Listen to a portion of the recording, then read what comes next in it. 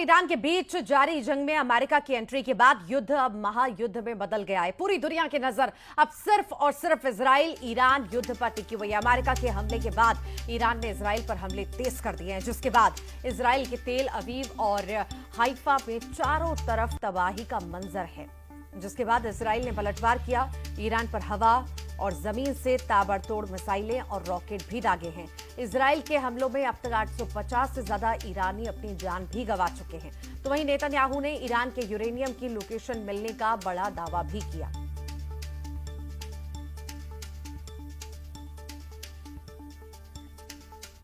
America की सीधी entry के बाद ईरान इजराइल जंग का दायरा पहले ही बढ़ चुका है और अब जिस ढंग से ईरानी विदेश मंत्री रूस की शरण में पहुंचे हैं, उससे इस जंग के और विकराल होने के आसार बनने लगे हैं। चर्चा तो यहां तक है कि अमेरिकी हमले का जवाब क्या और कैसे होगा। इसमें अब पुतिन का सीधा दखल होगा, यानी अब फैसला पुतिन के हाथ होगा कि ईरान अमेरिका पर कैसे पलटवार करेगा।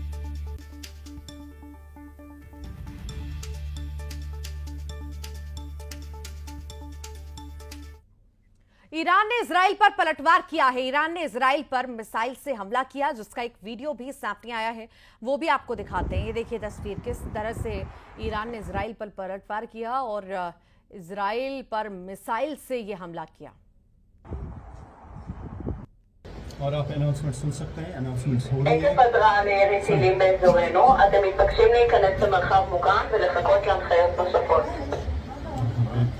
कह रहे हैं कि जहां पर भी आपको नजदीक सुन सकते हैं, आगे की इंस्ट्रक्शंस के लिए वेट कीजिए। जो भी नजदीकी शेल्टर है, बंकर्स हैं, उनमें जाइए। जो ही साइरेंस बजती हैं तो फिर यही अनाउंसमेंट्स होती हैं जगह जगह पे। तो और मोबाइल फ़ोन पे भी अलर्ट आते हैं, यहाँ पे फ्लैश हो जाता है।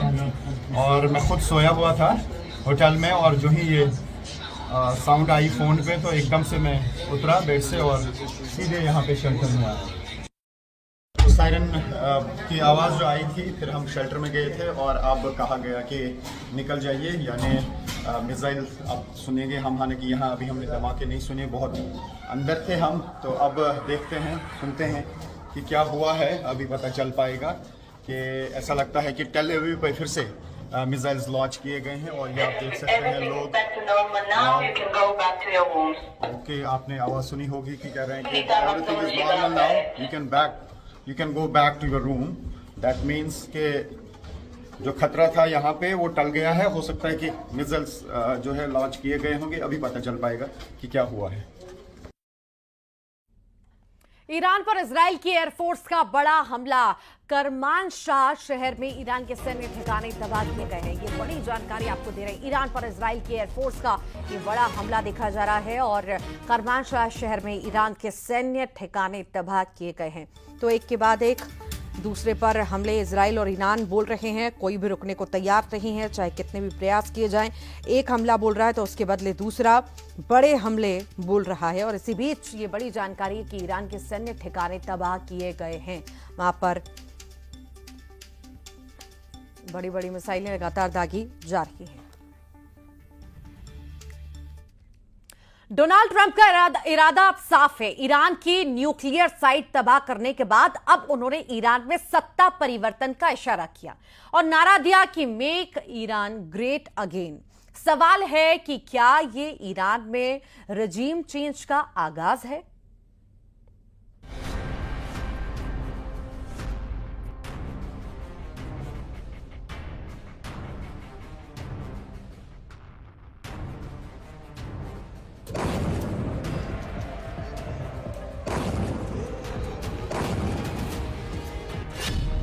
मागा के बाद ट्रंप का मिशन मीगा।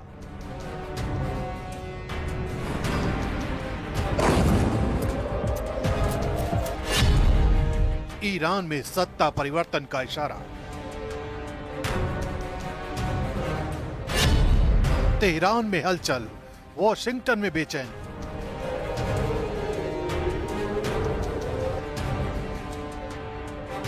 अमेरिकी राष्ट्रपति डोनाल्ड ट्रंप के नए मिशन मीगा का जिक्र करें, उससे पहले ईरान के इस नए मिसाइल हमले की ये तस्वीरें देख लीजिए।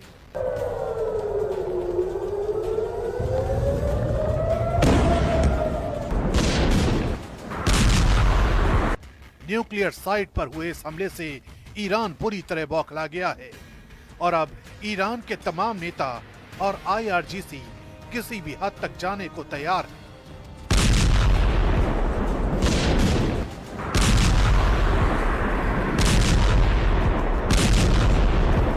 लेकिन इजराइल के खिलाफ ईरान के पलटवार की इन तस्वीरों के बीच अमेरिका के राष्ट्रपति डोनाल्ड ट्रंप के सोशल मीडिया पोस्ट ने वॉशिंगटन से तेहरान तक हलचल मचा दी है। ट्रुथ सोशल पर पोस्ट करते हुए ट्रंप ने लिखा है, अगर मौजूदा ईरानी शासन ईरान को फिर से महान नहीं बना सकता तो उसे बदला क्यों न जाए। इस एक लाइन में ट्रंप ने दो चीजें कर दी हैं। पहली, अमेरिका के सैन्य हमलों को वैचारिक समर्थन दिया और दूसरा, सत्ता परिवर्तन के एजेंडे को सार्वजनिक मंच पर ला दिया।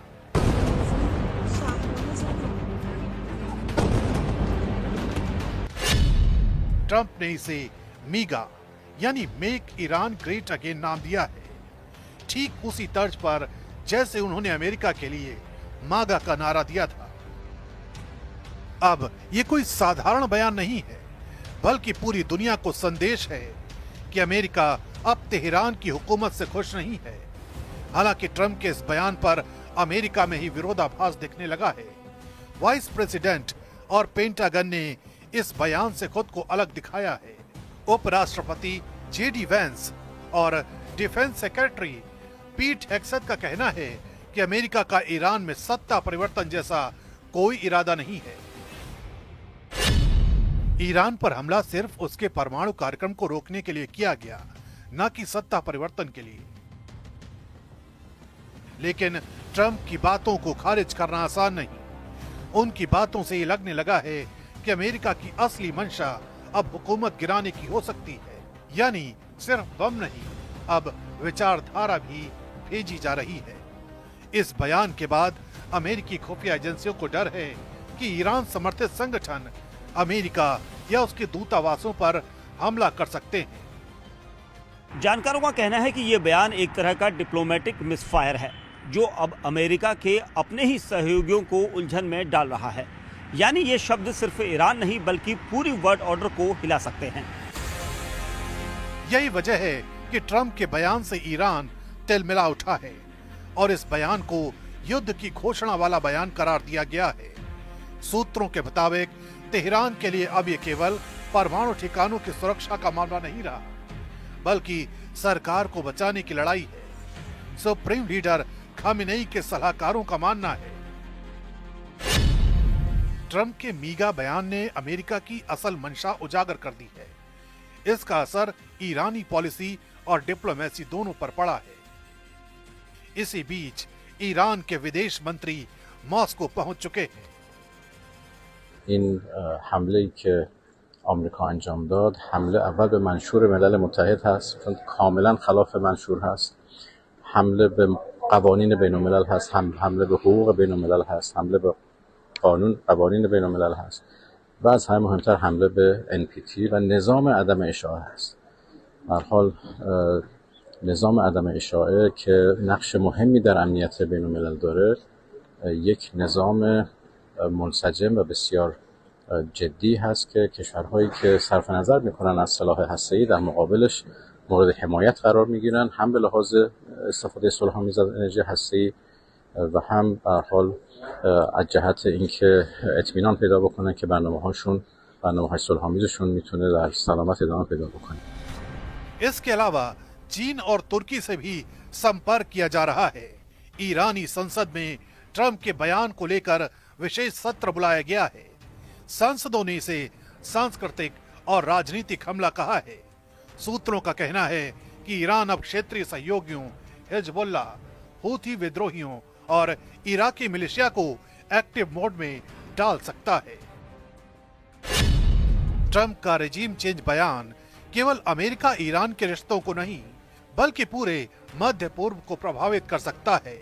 यूरोपीय संघ ने बयान पर चुप्पी साधी है, लेकिन फ्रांस और जर्मनी की अंदरूनी चिंता बढ़ गई है। ब्रिटेन के पीएम ने संयम बरतने की अपील की है, जबकि रूस और चीन ने ट्रंप के बयान की निंदा की है और इसे अंतर्राष्ट्रीय कानूनों का उल्लंघन बताया है। इस दौरान इजराइल की प्रतिक्रिया सबसे दिलचस्प रही है। प्रधानमंत्री नेतन्याहू ने ट्रंप के बयान पर टिप्पणी करने से इनकार कर दिया, लेकिन अंदर खाने और इसी के साथ ही